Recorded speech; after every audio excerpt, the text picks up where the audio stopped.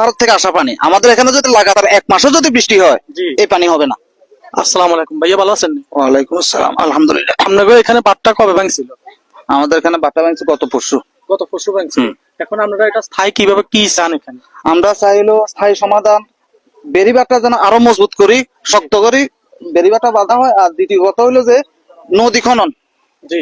নদীর যে tag bag গুলো আছে, নদীতে একবার ভাঙে আরেক পার গড়ে, এটা হলো নদীর খেলা। তারপরেও আমাদের নদীটা মিনিমাম আরো 200 হাত ওইদিকে ছিল, এখন নদীটা ভাঙতে ভাঙতে একেবারে আমাদের রাস্তা বেড়িবাঁধের পাশে চলে আসছে। এখন আমরা চাই যে নদী খনন গভীরতা, প্রশস্ত নদী, যেন ভারত থেকে পাহাড়ি পানিগুলো যেগুলো আসে এগুলা যেন সুন্দরভাবে চলে যায়।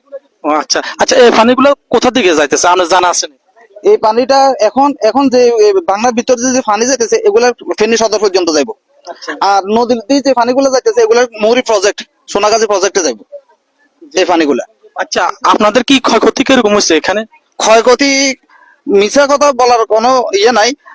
আমরা দুই ভাই, আমাদের কখনো ক্ষয়ক্ষতি হয় না, কিন্তু আমাদের গ্রামের লোকেদের অনেক ক্ষয়ক্ষতি হয়েছে। বিশেষ করে আলী আশরাফ আমার ভাগিনা, আলী রাজ আমার ভাগিনা, তারপর এই ঘরটা?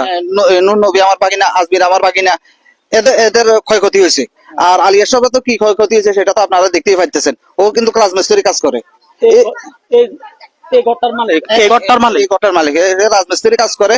এই এই নিজের ওয়াইফে নিজের ভাই হেল্পারই করছে, এই মেসরি কাজ করে ঘরটা খাড়া করাইছে।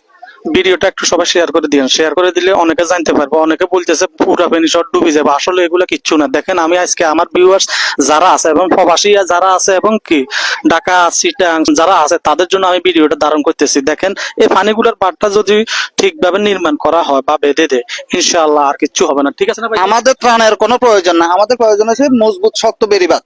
এটা হলো আমাদের দাবি। ত্রাণ দিয়ে তো আমাদের লাভ না, ত্রাণ দিচ্ছেন 2 দিন খাইলাম তারপরে তো শেষ, কিন্তু সারাটা জীবন তো আমরা কষ্ট করতে হয়।